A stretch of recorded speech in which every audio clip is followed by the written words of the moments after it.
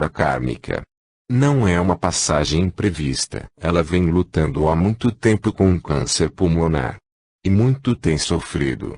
Agora se aproxima o seu descanso. Pobre Cacilda. Farei tudo o que me mandarem, para aliviá-la de seu sofrimento, ele afirma, pensando no tempo em que foram casados. Assim conversando, ambos se deslocam para o hospital onde eram realizadas tais preparações. Este ficava um pouco distante da cidade. Alfredo desconhecia aquele local.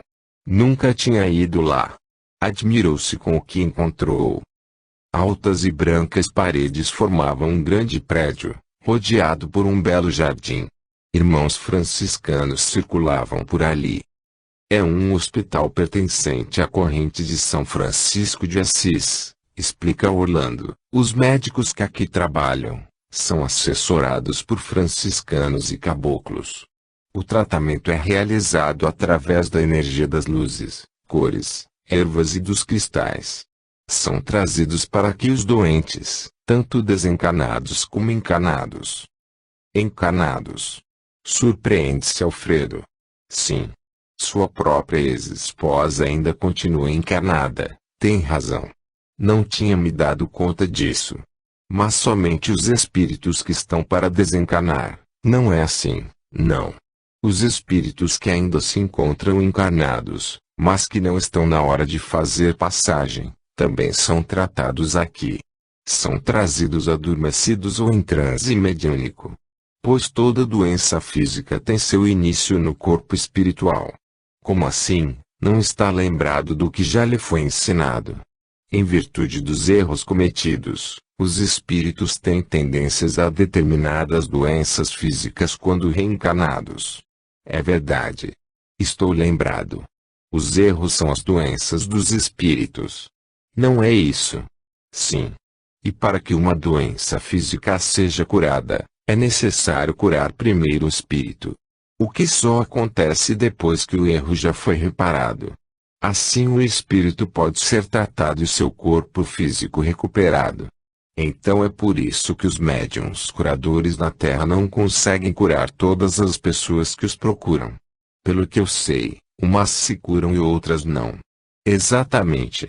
Nenhuma cura física pode ocorrer se o espírito não estiver curado de suas doenças, ou seja, de seus erros.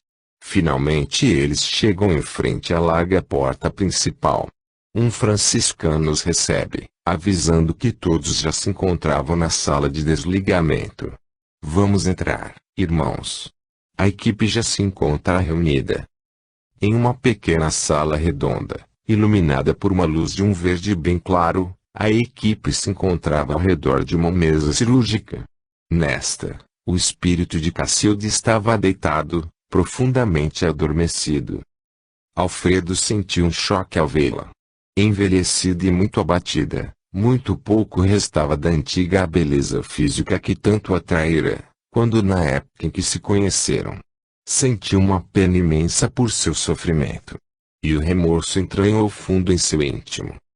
Pobre Cacilda! Quanto eu a maltratei em vida! O que será que eu poderei fazer por ela agora? Pensou amargurado. Mas nada foi pedido a ele para fazer. Apenas doar sua energia positiva, enquanto processavam o desligamento do espírito de seu corpo carnal. Numa dependência da UTI hospitalar, no plano físico, Cacilda estava inconsciente, ligada a aparelhos respiratórios, porém agitando-se muito. Seu filho Marcos, martirizado com o sofrimento da mãe, segurava-lhe as mãos, com firme carinho, para evitar que esta arrancasse os tubos aos quais estava presa. Torturado, sentia-se impotente perante a morte que se mostrava iminente. Camila, sentada aos pés da cama, apesar de igualmente se sentir angustiada com o sofrimento materno, mantinha-se calma, rezando com devoção. Pedia a Jesus para que a passagem de sua mãe se processasse mais rápida e menos dolorosa. Sem que os encarnados percebessem a sua presença, dois médicos do astral, o Dr. Bernardo e o cacique Nelama, preparavam o desligamento do corpo físico de Cacilda. Ao mesmo tempo, No hospital australiano as entidades médicas trabalhavam seu corpo espiritual. O procedimento, executado simultaneamente nos dois planos, era através da energia cósmica. Enquanto os corpos iam sendo desconectados aos poucos, o físico ia perdendo a vitalidade, enquanto o espiritual ia despertando. Alfredo a tudo assistia impressionado. Quando finalmente o espírito de Cacilda abandonou totalmente o corpo carnal, ela despertou com uma aparência melhor, mais aliviada, tomando consciência de onde se encontrava. Ergueu-se da mesa, olhando ao redor, perfeitamente lúcida. Constatou feliz, que desencarnara exatamente como acreditava que aconteceria. Rodeada por espíritos amigos. Subitamente, seu olhar recaiu sobre Alfredo. Encheu-se de alegria. Alfredo. Como eu rezei para que pudesse encontrá-lo à minha espera. Minhas preces foram ouvidas. Ó Jesus, quanto lhe agradeço por esta graça. E com uma expressão de extrema felicidade, aproximou-se do aturdido Alfredo. Este compreendeu então por que fora levado até ali. Para que tal aproximação acontecesse. Para receber a mulher que abandonara em vida terrena e que esperava reencontrá-lo na espiritualidade. Um abraço fraterno consolidou o encontro de ambos. Os olhares de todas as entidades ali presentes convergiram-se para eles. E, passado esse momento de emoção, o mestre espiritual, mentor daquele núcleo, dirigiu-se aos dois. Que a luz de nosso divino Mestre Jesus ilumine vocês, para que encontrem a harmonia cósmica. Sigam seus caminhos em paz, sob a luz maior do amor universal. Enquanto Cacilda, agradecida, foi se despedir de todas as entidades que participaram de seu desligamento, Alfredo chamou seu instrutor a um canto, perguntando aonde eles iriam levá-la. Ao que Orlando respondeu: se você veio aqui trazido, é porque lhe cabe a responsabilidade de receber e orientar sua ex-mulher, em seu novo caminho. Uma vez que você a abandonou em sua existência terrena, tem agora a oportunidade de ampará-la e orientá-la. Ainda aturdido, este apenas murmura: sinto que estou sendo conduzido pela lei do retorno. Exatamente, concorda seu instrutor, ouça o seu coração. Pelo visto, ela já o perdoou. A decisão agora é sua. Cacilda sorridente vai se reunir a eles. Imediatamente sente-se transportada junto com Alfredo e Orlando. A rapidez do deslocamento e a inesperada visão da cidade que se descortina à sua frente deixam-me um tanto assustada. Podem me dizer aonde estou? Que lugar é este? É uma cidade australiana, situada num subplano astral, entre o nível médio e o superior. É um bom lugar. E, se você foi trazido até aqui, é onde irá desenvolver seu ensinamento. Mas, sinto-me confusa. Onde e como vou morar? Levado por um sentimento misto de remorso e afeição e, seguindo sua intuição, Alfredo fala com segurança: na minha casa, Cacilda. É o mínimo que posso lhe oferecer, em reparação a tudo que fiz você sofrer em vida. Mas, isso se você quiser e até quando desejar. Pouco tempo depois, Alfredo concretizou mais uma peça em sua casa, para que Cacilda tivesse a sua privacidade. Um quarto confortável, montado com todos os apetrechos que lhe agradavam. Cacilda sentiu-se em paz, adaptando-se rapidamente à nova vivência. Nada surpreendia, pois havia sido bem esclarecida sobre a vida australiana, durante as 2 décadas que precederam a sua morte, no centro de estudos esotéricos que frequentara assiduamente. Uma instrutora, já conhecida de Orlando, havia sido designada para orientá-la no serviço a ser praticado. Emocionada, Cacilda reconheceu a grande amiga de sua juventude, Judite, que desencarnara muito antes dela. Foi um emocionante reencontro. E uma sólida amizade se desenvolveu entre os 4 trabalhadores. A partir daí, os dias e as noites transcorreram com muitos atendimentos aos recém-desencarnados, realizados por eles. Mas nem tudo era apenas serviço. Existiam momentos de descanso e lazer que prazerosamente eles desfrutavam. Mas, quando Alfredo e Cacilda se encontravam a sós em sua casa, muitas conversas esclarecedoras surgiam entre ambos. E, a harmonia cósmica ia se instalando, favorecendo um convívio fraternal. Foi em uma das primeiras conversas que mantiveram, que Cacilda tomara conhecimento do desencarne de sua neta Raquel. Quando em vida terrena, sua família havia escondido dela a passagem repentina da neta, devido ao estado precário de sua saúde. Camila, quando estava cuidando da mãe no hospital, disfarçava ao máximo o próprio sofrimento com a morte da filha. Segurava o pranto, quando estava à sua frente. Sabia que se aproximava a hora da passagem desta para a espiritualidade, portanto não achava conveniente aumentar o sofrimento da mãe com conhecimento da perda da neta. Tinha certeza de que ambas se encontrariam no plano astral. Ao saber do ocorrido, Cacilda desejou se encontrar imediatamente com Raquel.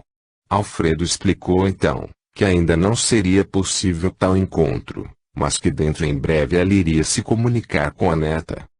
Entretanto, omitiu o fato de Raquel ser a reencarnação de sua primeira esposa, a Paulina. Não sabia como dizer isso. Deixou tal explicação para quando a avó e neta se encontrassem. Certamente, Paulina saberia explicar melhor que ele. Uma noite, Alfredo e Cacilda foram assistir uma palestra, acompanhados de seus instrutores. A salão estava lotado, em completo silêncio. Todos os habitantes haviam sido convocados para ouvirem um mentor espiritual. Seria uma palestra de suma importância para todos. Irmãos, antes de dar início à palestra, quero agradecer-lhes quanto à excelente execução do serviço de recepção e encaminhamento dos recém-desencarnados, que vocês vêm realizando com tamanha dedicação. É notória a evolução crescente na prática do amor cósmico. Portanto, é chegada a hora de alertá-los para o trabalho mais difícil que está por vir, e que exigirá maior esforço da parte de cada um de nós. As grandes mudanças previstas para a purificação e reestruturação do planeta Terra, já começam a acontecer. A Terra, como vocês bem sabem, é um ser vivo que também está em processo evolutivo. Quando Jesus disse que a 1000 chegarás, mas de 2000 não passarás, ele se referia à evolução cósmica pronunciada para a Terra e sua humanidade. Contudo, essa purificação não seria de modo tão catastrófico, como já vem ocorrendo, se a humanidade tivesse compreendido e praticado o amor que Jesus tentou ensinar há mais de 2000 anos atrás. A destruição do meio ambiente causada pela ignorância, desprezo e cobiça do ser humano, trouxe perigosas consequências ao equilíbrio do planeta. As guerras fratricidas de proporções devastadoras, o derramamento de sangue, a violência, a desumanidade, a atrocidade e o descaso entre os seres humanos, acarretaram a necessidade de severas reestruturações. A semeadura é livre, porém a colheita será obrigatória. Assim disse Jesus. Portanto, a humanidade está recebendo o retorno de seus crimes. No final dos tempos, haverá separação do joio e do trigo. Assim também foi dito. O final dos tempos ao qual Jesus se referiu e foi anunciado por outros avatares e profetas, é o final de um período evolutivo. Os espíritos que até então vinham tendo a oportunidade de se purificarem através da roda reencarnatória, serão agora avaliados em sua evolução. Aqueles que não se desligaram da violência e suas consequências, irão para um planeta inferior, em fase de formação. A ferocidade desses espíritos não mais permite encarnações em planetas mais evoluídos. Eles terão que reiniciar a jornada evolutiva, a partir do início mais denso, passando por sucessivas reencarnações de pesado resgate kármico. Os que continuam se satisfazendo com uma vida material, serão enviados a um planeta similar à Terra atual, continuando igualmente a purificar-se em contínuas reencarnações. Modificações também ocorrerão com a humanidade que irá habitar a Terra, após o processo de purificação. No Sermão da Montanha, Jesus foi bem claro quando disse: Bem-aventurados os mansos de espírito, pois eles herdarão a terra. Assim, os espíritos que almejam uma vida mais espiritualizada, serão os mansos que herdarão a terra purificada e sutilizada. Consequentemente, seus corpos também serão mais sutis, preparados para uma vida mais evoluída. Portanto, irmãos, esta purificação já teve seu início. Muitos espíritos já desencarnaram, outros tantos estão desencarnando e muitos mais, em número crescente, continuarão a desencarnar em meio a catástrofes. E assim, se cumprirá o que Jesus falou: o justo pagará pelo pecador. Ou seja, dessas hecatombes participam espíritos evoluídos e atrasados, num mesmo momento. Porém, entre estes, os que não precisam passar por tal resgate kármico violento, são retirados de seus corpos carnais em meio ao caos e levados para a espiritualidade sem maiores traumas. Tudo está previsto e cada espírito será encaminhado para o local de sua vibração, a fim de ser preparado para uma nova vivência. Irmãos, por este motivo, os chamei aqui para que se conscientizem do momento que estamos atravessando. E, principalmente para que entendam que a purificação da Terra não está feita apenas ao plano físico, mas igualmente aqui no plano astral, por sua interligação com o mesmo. A separação do joio e do trigo, por conseguinte, está presente em nossos subplanos. Sendo assim, tal situação aumenta a nossa responsabilidade. Será exigido de cada um de nós aperfeiçoamento, disponibilidade e dedicação, cada vez maiores, nos serviços que nos forem determinados. Porém, irmãos, tenham em mente que assim falo a vocês, não para deixá-los preocupados, mas sim para orientá-los nos momentos devidos. Os ouvintes permaneceram calados, até ao final da palestra. Retiraram-se do local em silêncio, mergulhados em pensamentos os mais diversos. Quando Alfredo e Cacilda entraram em sua casa, uma grande surpresa os aguardava. Raquel estava sentada na sala, à espera deles. Muito emocionada, a avó correu para abraçar a neta. Alfredo conteve igual impulso, compreendendo que o momento era das duas. Após Cacilda descrever tudo o que lhe acontecera até então, Raquel deu início ao relato de seu desencarne. Eu tinha ido participar de uma convenção ecológica. Subimos a serra sob um céu já prenunciando chuva. O serviço de meteorologia previa tempestade, mas isto não era empecilho para deixar de participarmos de uma programação tão importante, como estava programada. Seu início seria com a palestra de um importante geólogo. Todavia, no exato momento em que este procurava alertar ao público, através de sérios estudos científicos e geológicos que preconizavam catástrofes no planeta, iniciou-se a tempestade.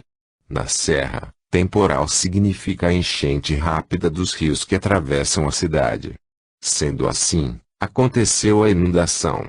E, como a chuva forte não diminuía, surgiram deslizamentos de terra.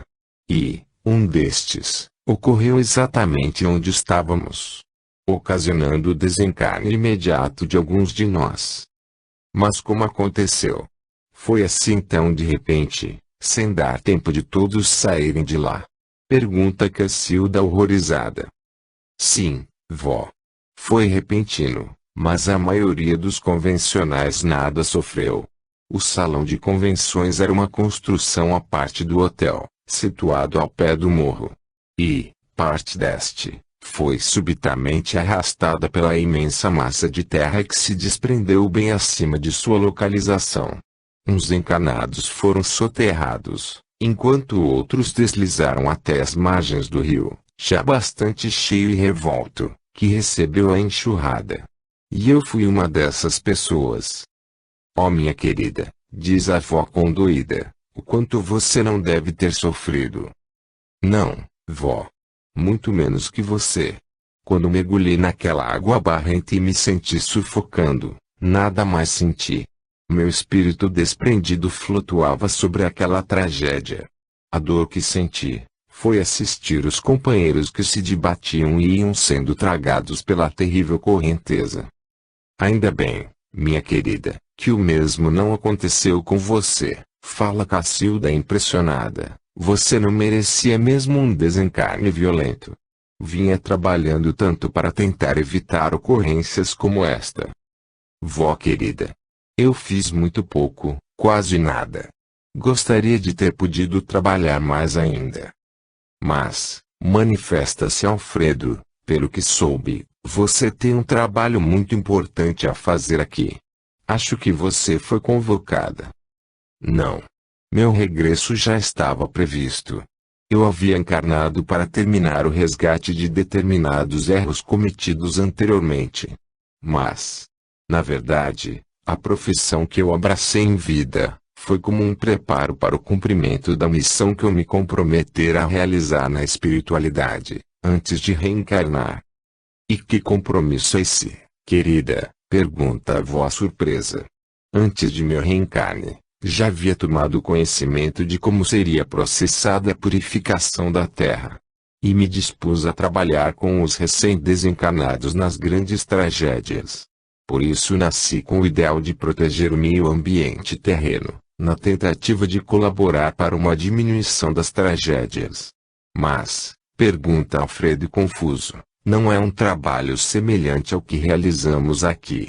Sim, ela responde, porém, as tragédias ocasionam milhares de desencarnes ao mesmo tempo e se faz necessário um número muito maior de trabalhadores. Os espíritos dos recém-desencarnados, em sua maioria, ficam desarvorados com o número imenso de irmãos se desprendendo, no mesmo instante, de seus corpos carnais. Se o atendimento não fosse organizado com antecipação, poderia ocasionar caos também na espiritualidade. Mas, como tudo no plano espiritual é perfeito, todas as providências para que isto não ocorra, já estão determinadas. Então, essas hecatombes, já são esperadas. Sim. Pois, todas fazem parte da purificação. O momento de minha participação em uma delas está se aproximando. E como será esse momento? Angustia-se Alfredo. Uma enorme onda, chamada tsunami, gerada por distúrbios sísmicos, se derramará sobre algumas cidades do litoral da Ásia, devastando-as quase completamente. Milhares de espíritos farão sua passagem em meio ao desespero. E tudo isso já está sendo esperado, com todo o atendimento programado. Espanta-se Cacilda. Exatamente, vó. Catástrofes como essa, as erupções de vulcões considerados extintos, os terremotos cada vez maiores dos que já aconteceram, seguidos de violentos maremotos, ceifarão milhões de vidas físicas. A terra será lavada e estruturada novamente. E as guerras? Também são previsíveis? Pergunta Alfredo. Não. Estas poderiam ser evitadas pela espiritualização da humanidade. Elas causam um enorme peso kármico naqueles que as promovem, como também naqueles que delas participam, incentivando a outros, sob a falsa bandeira de patriotismo. E mesmo aqueles que são obrigados a delas participarem, também adquirem karmas negativos. Uns bem pesados, decorrentes de atitudes violentas e sádicas. E outros mais leves, resultantes somente da participação da luta, sem atrocidade. Mas, se eles são obrigados a lutar, como poderão ser penalizados? Interrompe Cacilda. Eles poderiam se negar a ir para a guerra, mesmo sofrendo punições e sendo considerados covardes. Mas não matariam seus irmãos. Mas a grande maioria acredita que é seu dever combater o inimigo. Insiste Cacilda, até os padres, pastores e religiosos abençoam seus fiéis no cumprimento de suas obrigações para com a pátria. Estes igualmente irão responder por tal absurdo, afirma Raquel, pois os ensinamentos de Jesus foram de não violência. O ser humano deveria preferir ser imolado a imolar seu próximo, seja ele qual for. Ninguém deveria obedecer a uma ordem de matança, fosse esta por qualquer motivo negativo. Isso não faz sentido. Aí seríamos dominados pela violência, apartei Alfredo. Não, se a maioria for pacífica e ciente de que a vida real só pode existir através do amor, em longo prazo, a paz será conquistada. Uma vez que a violência existente na minoria não iria crescer, se não existisse a revanche. O que incrementa a força da violência é o revide, que na verdade, nada mais é que o despertar da energia violenta, ainda existente em cada ser humano. Ou seja, em cada espírito atrasado. Mas, em uma guerra, volta a insistir Alfredo, como não combater um inimigo que pretende a dominação pela destruição? Volto a repetir, responde Raquel, quando o conflito chega a este ponto é porque os que detinham o poder em suas mãos, não quiseram resolver suas animosidades ou suas pretensões sob as energias do amor, do perdão e da colaboração fraterna. Ambas as partes achando-se detentoras da verdade, cegas por seus conceitos errôneos, não se importaram em arrastar todo um povo à destruição e ao desespero. Mas, quanto à defesa, minha querida, não faz sentido não procurarmos nos defender, opina Cacilda. Se a maioria do povo se opusesse à guerra realmente, reuniria suas forças para depor os governantes interessados na guerra. Mas, por se deixar levar por falsos conceitos ufanistas, incentivadores de errôneo patriotismo, morrer pela pátria, o povo não se insurge contra a guerra, pelo contrário apoia totalmente. Mas existe a educação patriota. Desde cedo aprendemos que defender a pátria do inimigo é nosso dever primordial. Insiste a avó. É exatamente o grande erro da humanidade. O sentimento de inimizade existente entre os seres, motivado pelas discriminações raciais, sociais, ideológicas e até mesmo religiosas. E mais os interesses materiais de posse e usurpação. Todo este contexto favorecendo a criação das fronteiras entre os países. O desejo de defesa deveria ser voltado para o bem-estar comum de toda a humanidade. As lutas deveriam ser contra a fome, a pobreza, as doenças. Se o ser humano, nestes 2000 anos tivesse assim procedido, a sutilização da terra não seria efetuada através de purificação. Seria uma passagem de plano bem tranquila, sem sofrimentos nem traumas. Sensibilizado pelas palavras ardentes e sábias de Raquel, Alfredo acaba por concordar com sua explanação. Agora vejo que por trás de tudo o que existe de errado no planeta, está o mau uso do dinheiro e o poder que este exerce sobre o ser humano. A ambição desmedida, o desejo de tudo possuir, mesmo causando destruição e malefícios ao próximo. Os reais interesses de qualquer guerra, ou de uma simples briga, são puramente os desejos de domínio e usurpação de bens materiais. É verdade, Alfredo, apoia Raquel. E eu digo por mim, por minha própria experiência. Hoje eu vejo o quanto eu prejudiquei a meu próximo, pelo meu desejo ambicioso de posse. Que bom! Vejo que você realmente aprendeu a lição. É assim que se processa a evolução. Pois o mais triste que existe sobre a face da Terra, é o ser humano fechar os olhos ao que acontece à sua volta e depois, quando os erros são evidentes, procura dissimular seu egoísmo, limitando-se a dizer eu não sabia que isto estava acontecendo. Alfredo se enternece com a energia de amor que flui de sua querida Paulina. E pensa ansioso, quando será que ela vai revelar o grande amor que une as nossas almas? Raquel, captando o seu pensamento, responde com subterfúgio, eu preciso retornar agora. Meu trabalho se aproxima. Mas, quando voltar aqui, eu poderei esclarecer muito mais a vocês dois. Entretanto, Alfredo sintoniza o pensamento endereçado a ele, meu amor. Tenha paciência. Não chegou a hora de seguirmos o mesmo caminho, E a esperança deixou seu coração palpitando de felicidade. Demonstrando a afeição que sente pela avó, Raquel retorna a seu plano. A noite já ia avançando. As estrelas perdiam um pouco de seu brilho, ao dar passagem à lua cheia que, generosamente, derramava sua luz prateada ao infinito. Sentados no jardim, ouvindo música e apreciando a beleza dessa noite enluarada, Alfredo e Cacilda conversavam com seus amigos.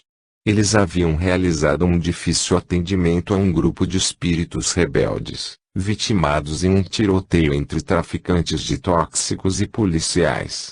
Mas sentiam-se compensados pelo esforço despendido, em virtude de terem conseguido encaminhar a todos para o Hospital de São Francisco de Assis. Como é triste ver jovens destruírem suas oportunidades de aprendizado, trilhando o caminho da delinquência e da violência, comenta Olívia. É verdade, concorda Alfredo, infelizmente, em todo o planeta, cada vez mais a violência está se alastrando. Não apenas a violência, mas também a corrupção está em toda parte.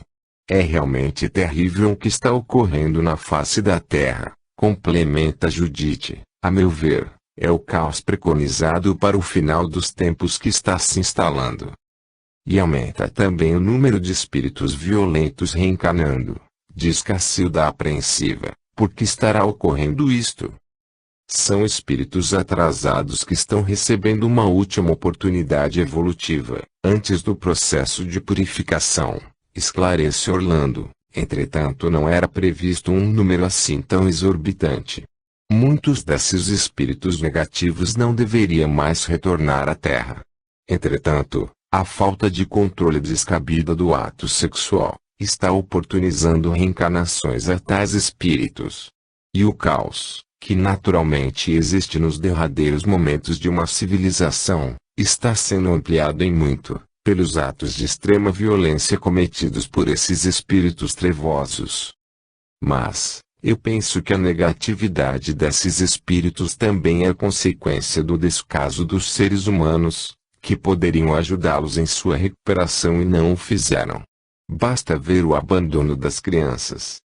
Concordo com você, Judite, apoia Alfredo, o abandono na infância pode causar criminalidade. Realmente, a educação baseada em amor, os cuidados com a saúde e os ensinamentos espirituais, ajudariam em muito na evolução desses espíritos atrasados. Porém, isso infelizmente não está acontecendo. Não são apenas as crianças pobres que estão carentes de atenção e amor. Mesmo nos meios sociais onde não falta a comida, a escola e o conforto, grande parte das crianças tem carência de atenção e ensinamento espiritual. Expõe Orlando penalizado. Assim eles ainda conversaram por um pouco mais de tempo. Cacilda resolveu então mudar o rumo da conversa. Irmãos, estamos dando o melhor de nós mesmos a esse nosso trabalho. É muito gratificante, mas penso que um toque de alegria também vai nos fazer bem. Tem razão, Cacilda, aprova Judite. Nosso mentor nos aconselha a aproveitarmos os momentos de descanso para o lazer, pois este também faz parte de nossa vivência. E já que não estamos cansados, por que não dançamos um pouco? Faz muito tempo que eu não me dou este prazer, propõe Olívia. Animados, eles providenciam uma música alegre, dançando por algum tempo. A madrugada já ia alta, quando os visitantes retornaram às suas casas. Na manhã seguinte, a notícia da tragédia na Ásia correu por toda a cidade. O mentor espiritual convocou os trabalhadores para uma reunião. Imagens do ocorrido iam surgindo projetadas no espaço vazio, frente à alta parede branca, no fundo do salão. Milhares de espíritos estavam sendo atendidos, em perfeita organização, sob a energia da luz crística, em suas diversas tonalidades, propiciando a calma e restaurando o equilíbrio dos recém-desencarnados. A energia do amor cósmico estava presente em todos os lugares. Os espíritos que se achavam adormecidos eram levados diretamente para os hospitais, envoltos em campânulas de luz verde. Para as salas de atendimento eram encaminhados, em meio a uma luz rosa, os que se encontravam aturdidos. Outros, completamente desesperados, seguiam envolvidos pela luz violeta.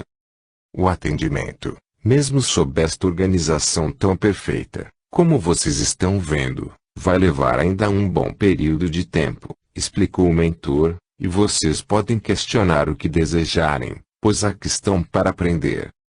Cacilda, tão logo ouviu isso, pensando na neta, apressou-se a dar início às perguntas. Se essa tsunami aconteceu em região tão distante da nossa, por que há necessidade de trabalhadores daqui servirem junto com os de lá?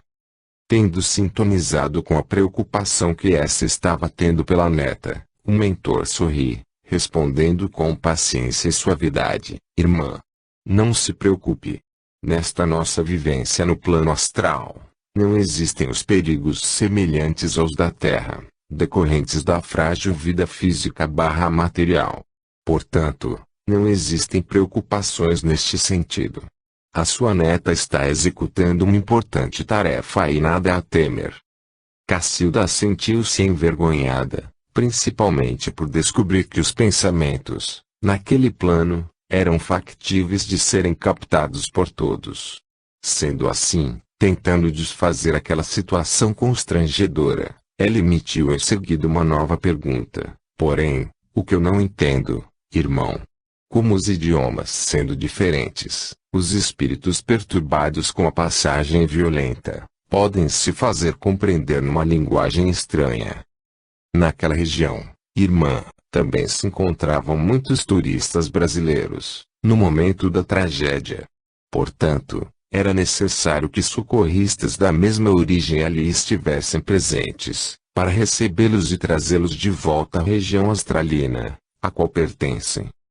Mas, então, pergunta admirada a Olivia, aqui no plano astral, continuamos vivendo em regiões diferentes, à semelhança dos países na Terra. Eu pensei que isso não existisse no plano espiritual. E realmente não existem tais diferenças no plano espiritual. Os espíritos são atraídos a um determinado local por suas vibrações. Porém, na primeira etapa do desencarne, se faz necessário que os espíritos vivenciem sua nova experiência, nas mesmas condições em que viviam na Terra, usando do mesmo idioma. Depois, na medida em que o espírito vai recordando suas vidas passadas, vão surgindo lembranças gravadas em sua memória cósmica, dos diferentes países em que viveu e da linguagem que neles usou. Assim como, ele vai se lembrando de outros tantos espíritos que não foram muito ligados a ele, mas que fizeram parte daquele caminho de aprendizado. Mas, desculpa-me por interrompê-lo, fala Olivia, então, nós reencarnamos com raças diferentes. Sim, irmã. Raças e países diferentes. Sua própria aparência atual identifica sua raça negra. O que não quer dizer que em vidas passadas a tenha sido sempre desta raça. O espírito, para seu total aprendizado, necessita reencarnar em diversas raças. Asiática, branca, negra, indígena ou já miscigenada. Em situações também diferenciadas, tais como pobreza, abastança, enfim, nas diferentes camadas sociais existentes na Terra. Como assim? Insiste Olivia, não entendo.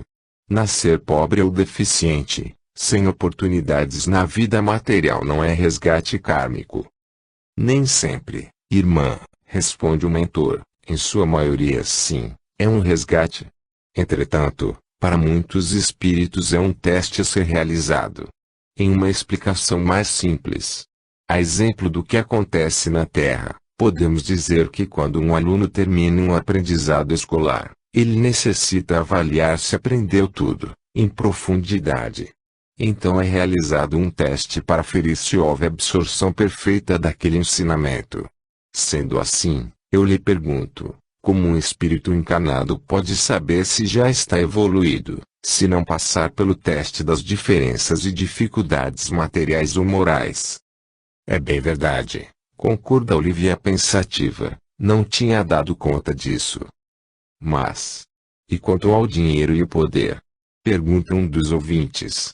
Estes são dos mais difíceis testes ou resgates kármicos. Viver com riqueza, podendo adquirir tudo o que desejar também é resgate kármico. Insiste aquele irmão com incredulidade. Exatamente, irmão. Porque lidar com o dinheiro não é nada fácil. Usá-lo de maneira correta e humanitária, sem usura, com desprendimento, é quase impossível ao ser humano que ainda está num estágio ainda imperfeito, responde o mentor e, fazendo uma pausa, procura se fazer entender de uma maneira mais fácil, iniciando uma explanação. Vocês conhecem a história da criação do dinheiro. Entretanto, vou procurar explicá-la, sob a luz da espiritualidade. Devido à necessidade de sobrevivência do ser humano, iniciou-se um intercâmbio, entre os povos, dos produtos que cada um possuía, com a única intenção de serem supridas as necessidades que sentiam. Nesse caso, foi estabelecida simplesmente a troca entre os seres humanos. Porém, devido às grandes distâncias existentes entre as povoações e as mudanças climáticas, alguns dos produtos de troca, tais como sal, frutas, gado, aves, e outros mais, se deterioravam ou feneciam com facilidade. Sendo assim, foi necessário criar algo que o substituíssem durante as negociações. Criou-se então o dinheiro, que seria trocado pelos produtos no momento de sua chegada. Até então, tudo acontecia em meio à fraternidade humana. Todavia, na medida em que as trocas foram se tornando cada vez mais variadas, o ser humano começou a dar diferentes valores aos seus produtos, que se transformaram em mercadorias. Consequentemente, o dinheiro também passou a ter valores diferenciados. E assim, foi nascendo o lucro. Deste modo, aqueles que possuíam mercadorias consideradas de maior valor, foram se tornando ricos, porque lucravam mais. Em vista disso, surgiu a vaidade pela posse de mercadorias mais valiosas e um volume maior de dinheiro para as trocas, que viraram comércio. A partir daí, surgiu a cobiça do ser humano em querer lucrar cada vez mais. E a riqueza foi se instalando, resultando na criação de classes sociais diferenciadas. Quem possuía mais, era considerado poderoso, desenvolvendo o sentimento de orgulho pela posse dos bens materiais. Em contrapartida, nos seres muito mais atrasados espiritualmente, brotou a inveja pela riqueza e poder alheios, incentivando a desonestidade. E, na sequência do advento de produtos manufaturados e sua produção crescendo cada vez mais, foi necessária a utilização da mão de obra. Esta era realizada a princípio pelos escravos ou por aqueles que nada possuíam, os pobres, que apenas recebiam parca alimentação em troca de seu trabalho. Era a exploração do mais forte sobre o mais fraco. Bem mais tarde, surgiu a classe operária, assalariada. A cobiça aumentando de acordo com os lucros, foi desenvolvendo o domínio do mais rico e poderoso, sobre a classe menos aquinhoada. E surgiu a revolta impotente do mais fraco, cedendo espaço à criminalidade. Infelizmente assim, o dinheiro, criado para facilitar o intercâmbio e a cooperação entre os povos, transformou-se em poder, propiciando a supremacia dos poderosos sobre os humildes. Deste modo, irmãos, podemos constatar que o ser humano, por sua ignorância espiritual, tornou-se escravo de um tirano que ele mesmo criou para si próprio. O dinheiro, do qual ele depende, em tudo, no decorrer de toda a sua vida física, material. Como os ouvintes estivessem silenciosos e notadamente pensativos, o mentor faz uma longa pausa. Quando volta a se dirigir a estes, sua voz, apesar de suave, transmite uma forte energia. Estão percebendo agora, irmãos, que aqueles que nascem com muito dinheiro e detêm poder em suas mãos, têm uma enorme responsabilidade em relação a seu próximo e a si mesmo. Portanto, estes espíritos estão passando por um resgate kármico muito pesado ou por um teste muito difícil. Mas como isso acontece? Pergunta outro ouvinte: não entendi muito bem a diferença entre o resgate kármico e o teste. Sob a ótica espiritual, meu irmão, um ser humano comprometido seriamente por erros cometidos em vida terrena, relacionados ao dinheiro ou ao poder, após passar por um aprendizado no umbral, poderá resgatar este caminho em uma outra encarnação, lidando novamente com estas mesmas energias. Usando-as para o benefício e a evolução de seus semelhantes, irá se libertar definitivamente deste pesado karma.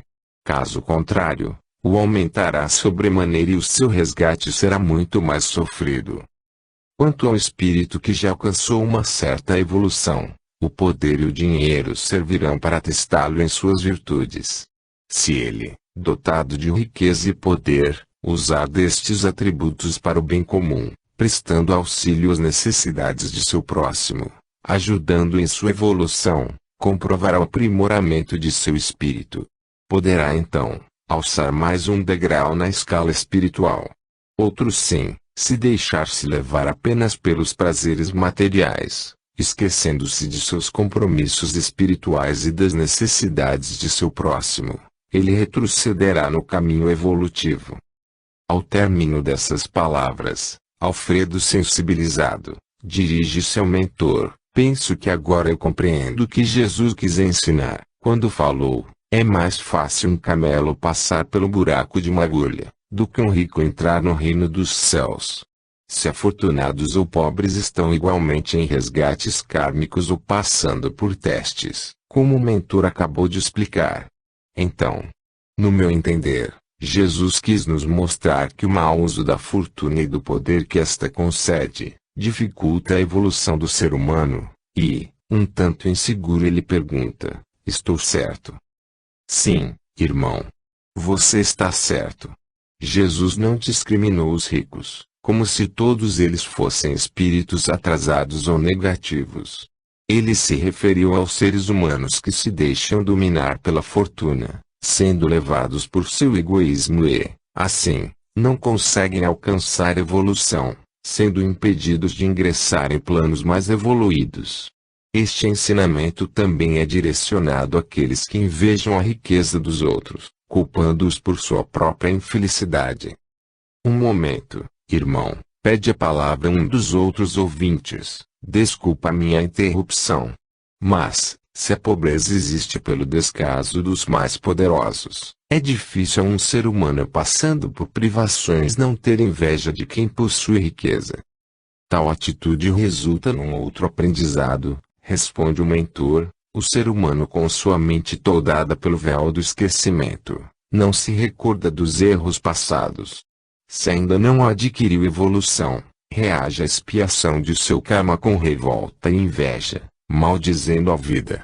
Porém, se ao invés de invejar o próximo, este ser humano procurar melhorar a si mesmo, trilhando o seu caminho com fé e boa vontade, seja ele qual for, sem comparar sua própria vida com a do próximo, ele conquistará a harmonia cósmica. E na harmonia encontrará, dentro de suas possibilidades, uma vida melhor. Ao passo que invejando a vida material, emocional ou física de seu semelhante, o espírito deixa de canalizar para si energia positiva, passando a sintonizar com energia negativa. E esta só poderá lhe trazer toda sorte de dificuldades, acarretando mais infelicidade ainda, em sua jornada. Agradecendo, o ouvinte nada mais pergunta.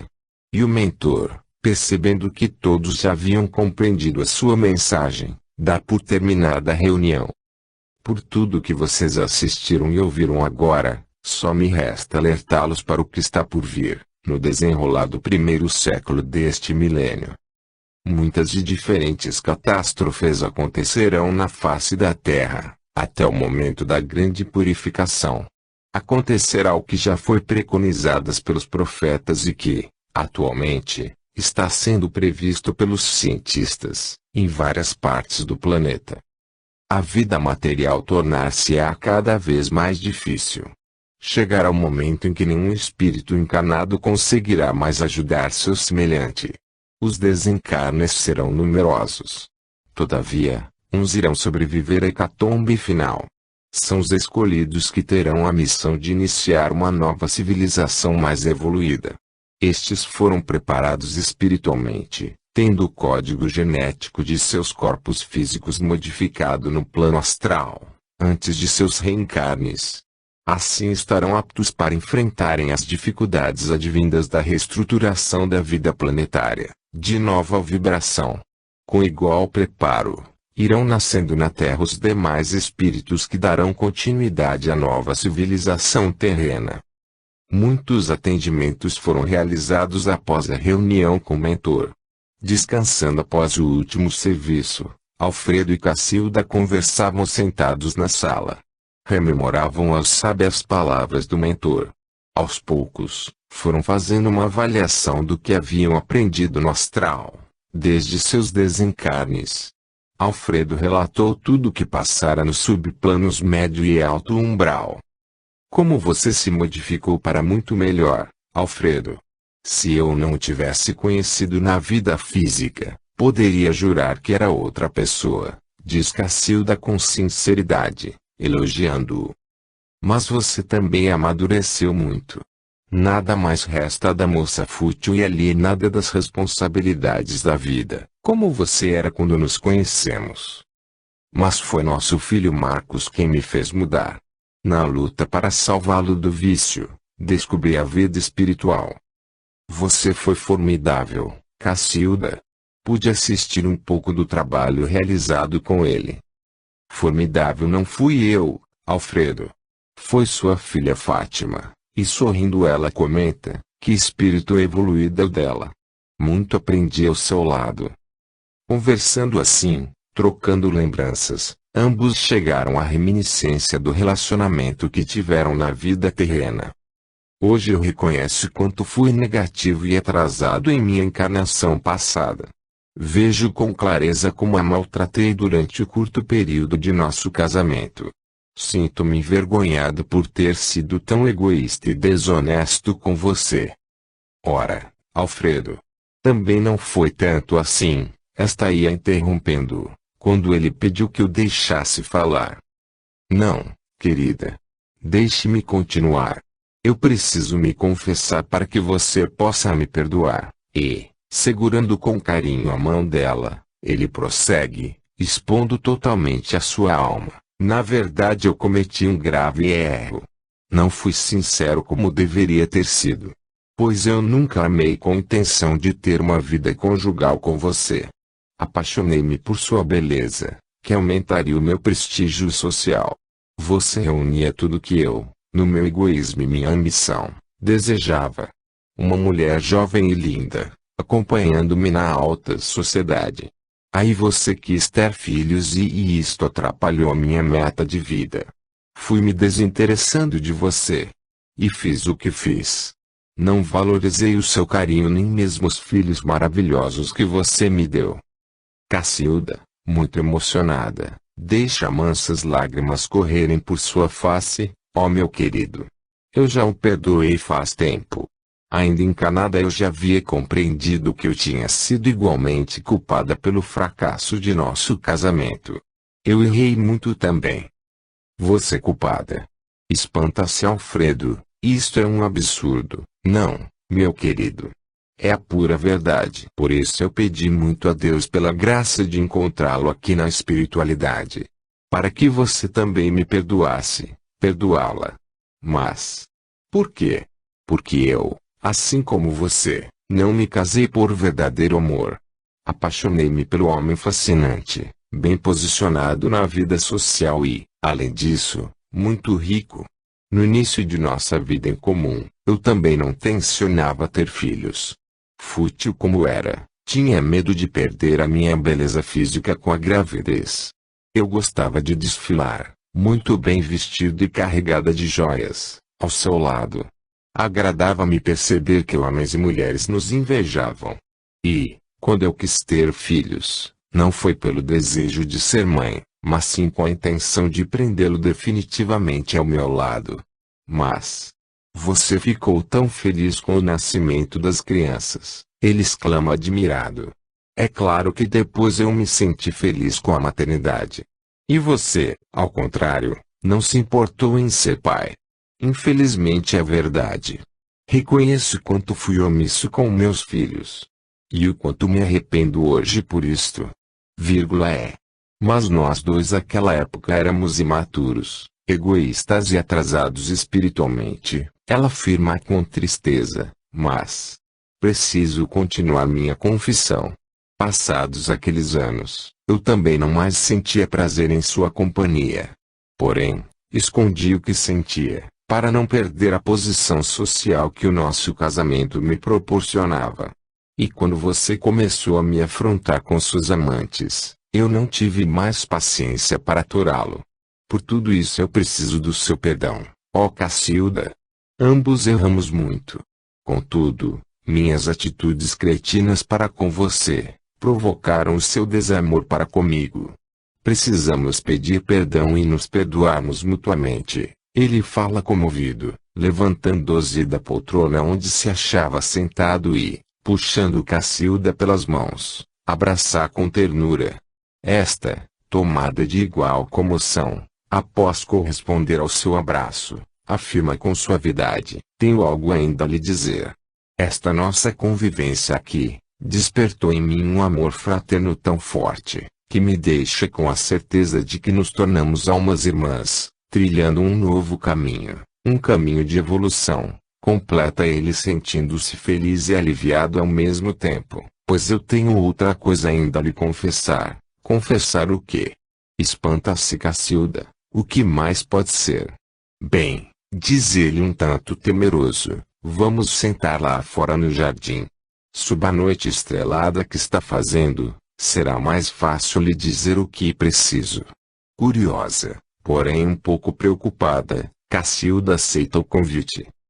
Bem, querida, eu também descobri que sinto um profundo amor fraterno por você. Acho mesmo que agora, depois de todas as experiências que temos passado juntos e por todos os ensinamentos que temos recebido, seremos para sempre almas irmãs. E isso me deixa muito feliz. E afagando a mão dela ele faz uma prolongada pausa. Intrigada, Cacilda pergunta, mas, afinal, o que você hesita tanto em me dizer? Bem, depois que cheguei no umbral e comecei a rever a minha vida, reencontrei o grande e verdadeiro amor da minha vida. No umbral.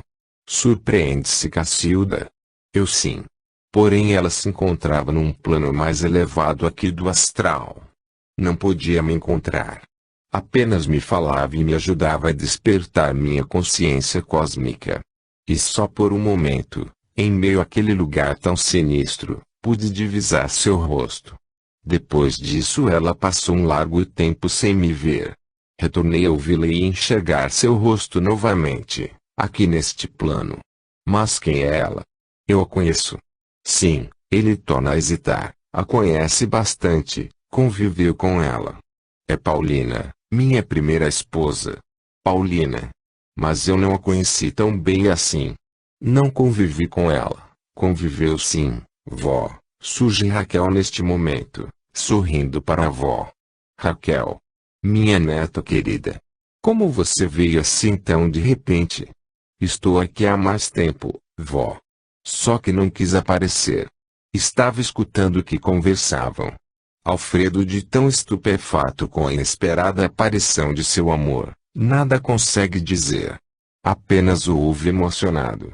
Mas, por que você afirma que eu conheci intimamente a primeira esposa do seu avô? Você nem a conheceu. Cacilda pergunta sentindo-se confusa. Vamos nos sentar, diz Raquel fazendo com que os dois se posicionassem junto a ela. Um de cada lado. O que eu tenho a revelar poderá confundir um pouco, vó. Realmente, o Alfredo foi meu avô no curto espaço de tempo dessa minha última encarnação. Porém, antes, na minha encarnação passada, eu fui Paulina. Paulina? Cacilda admira-se mais ainda. Como pode ser isso? Se Alfredo ainda vivia, porque eu, como Paulina, desencarnei relativamente nova.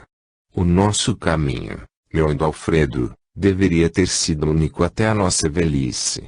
Tínhamos uma missão a cumprir junto. Ele comprometera-se a auxiliar ao próximo juntamente comigo. Entretanto, como Alfredo se desviou do caminho, meu espírito pediu para desencarnar e voltar novamente.